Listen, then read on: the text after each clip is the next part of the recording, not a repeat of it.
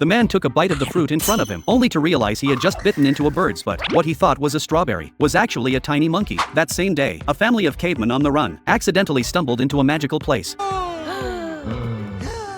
They hadn't eaten properly for half a month, so they instantly went into full-on buffet mode. There were watermelon-flavored butterflies, giant watermelons that tasted just like ice cream, and blueberries hanging from vines. Every single thing was unbelievably delicious. The whole family was having the time of their lives.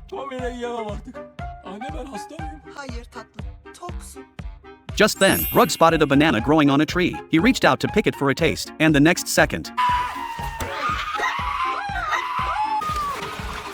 the entire family was suddenly flung up and left dangling from the tree. Right at that moment, two strange-looking people walked over and poked them with bamboo sticks, but Gran lunged forward and took a few bites at them, scaring the life out of the pair. Realizing the Croods weren't wild beasts, the two finally helped them down. It turned out these two were a new, evolved type of human, and also the owners of this entire farm. The man's name was Phil, and the woman was Hope. During introductions, the moment they saw Guy, they recognized him right away. Everyone else was confused, so Hope explained that they were old friends of Guy's parents. After Guy's parents passed away, they never saw him again. To welcome their guests, Phil took everyone on a tour of the farm. The technology here was unbelievably advanced. Ferocious elephants had been repurposed into plowing animals, and there were even dedicated animal cargo boats for transporting all kinds of supplies. Best of all, there was a massive tree that looked like a palace. They no longer had to sleep in caves. Everyone could have their own room. Eep immediately climbed up in excitement. Phil led the group into a wooden cabin, pulled a rope, and the whole cabin rose like an elevator, straight to the top of the tree. This civilized couple even had a daughter, and she'd known Guy since they were little. Even after all these years, their bond hadn't changed at all. They even wore matching couple waist belts. Guy completely ignored his actual girlfriend, Eep, but Eep didn't get mad. When she found out Dawn was a girl, she instantly lit up with excitement. The two clicked right away and became best friends almost instantly. After the Croods arrived, Phil and Hope were extremely welcoming, but when Grug tried to eat one of his precious bananas, Phil stopped him immediately. He said everything in this farm was free to eat, except bananas. That didn't sit well with Grug at all. To make things worse, the civilized lifestyle was driving him crazy. They were used to sleeping in one big pile, but now they were expected to sleep in separate rooms. Grug simply couldn't get used to it. Meanwhile, Phil and Hope couldn't stand the Croods' wild caveman habits either.